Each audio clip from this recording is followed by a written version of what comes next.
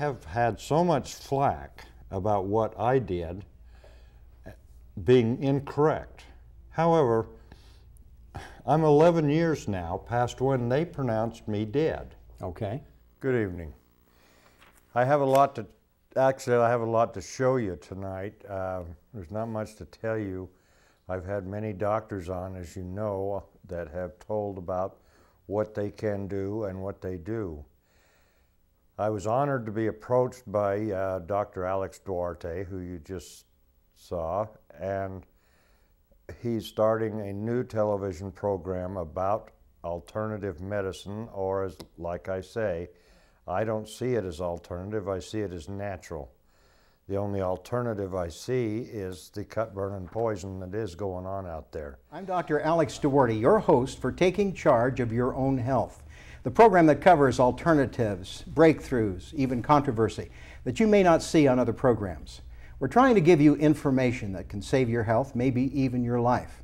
Today we're going to be covering an infection that unfortunately can be fatal. This infection is not known to many people, and more people are coming down with it. This is caused by a bacteria.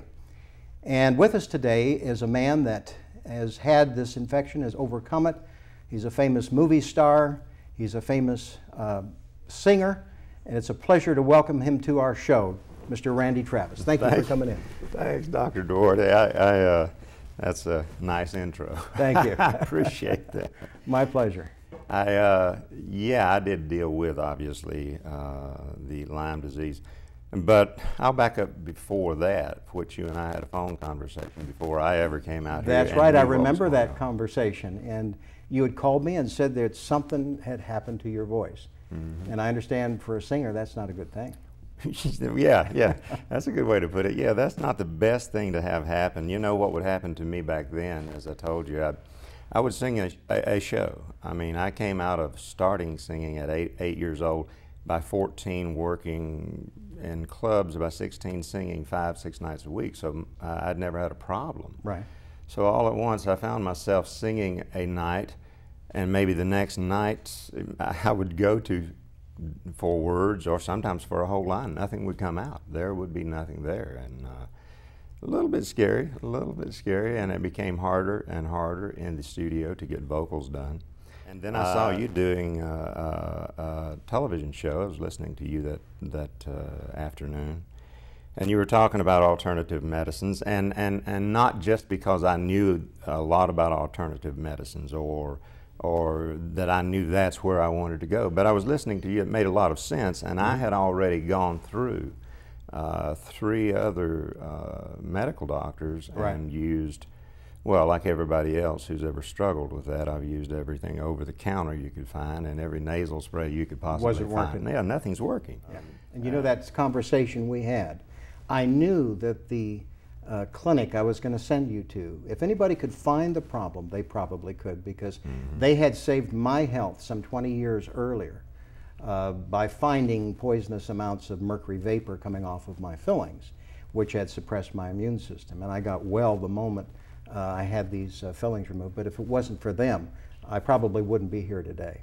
Yeah, and I remember hearing you say that on that interview. I mean, you know, I came out, and it's funny, looking back at it, it's funny. A friend of mine, Charles Bishop, he and I both had all these allergies going on, and we both had the Lyme disease, which we'll discuss in a minute, but I do remember this after getting the test results back, you know, the doctor looks at Charles and I, my wife, however, nothing, very few allergies at all, but looked at Charles and I and said, you know, you two are allergic to pretty much every grass and tree known to man.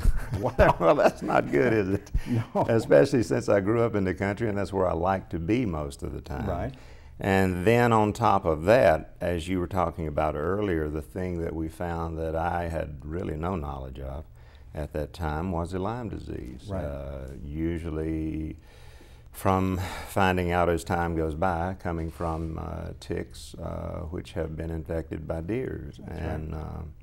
you know, I grew up, as I say, way out in the country there in North Carolina, and it, let's face it, some days there was nothing to pull 6, 8, if not more, ticks off of you when you're a kid and you're out in the woods playing. My gosh, that's amazing. And even today, they feel that other insects can vector this disease, not just the tick. But yeah, mosquitoes? Mosquitoes, gnats. Some Gnats researchers too? believe that these particular insects are also involved. One of the things about this disease, this bacteria that causes Lyme's, is that it does have a preference for nerve tissue, the brain, the spinal cord, but it can infect any tissue of the human body, and it can mimic the symptoms of almost any. So they make it as easy as possible. Right. They really help you out a lot there. And after having gone through 3 other doctors now, think about that, 3 other doctors, and using the medications they gave me with no success. As far as allergies go, in just a little over a month, just a little over 30 days, this all started to come under control, and singing started coming back to normal. It was not 100%, but started coming back within about a 30-day period. Right. And then, of course, the other thing we're talking about, the Lyme disease, that also had to be addressed. And, I've read some studies, as you have, where I've read where people have been on antibiotics for 4 or 5 years and still have terrible symptoms of Lyme. I, within about a 6-week period, had this down to, let's face it, you can take antibiotics. This is what the studies show at this point. You can take antibiotics till you die. You're never going to get rid of it. It is going to be in your system. So your immune system has to stay strong, and therefore you keep that at bay or under control. So in about a 6-week period of time, that in itself was under control. But I have met and talked with people in person because I've been going in and out. Sometimes, let's face it, if we're touring and we're close by, we come by and visit just because they're friends. I mean, the folks are friends of ours. And I've met a lot of people with many kinds of disease. I watched a person who had been in a wheelchair for 46 years able to get up and walk. My gosh. That sounds like a miracle. It really does. And I met a little girl. I remember this. She had rheumatoid arthritis to the point that she really couldn't walk. She couldn't do much of anything, to be honest with you. All right, a couple of years went by, and my wife and I were here visiting, and I just walked through the clinic. And I met the little girl because she liked country music. Now that's why I talked to her to begin with. So 2 years go by, and I'm there, and her aunt happened to be there, and I started talking to her. And I asked how she was doing. Said she's doing fine. Said she's actually doing gymnastics. My gosh. I said, "Are you kidding me?"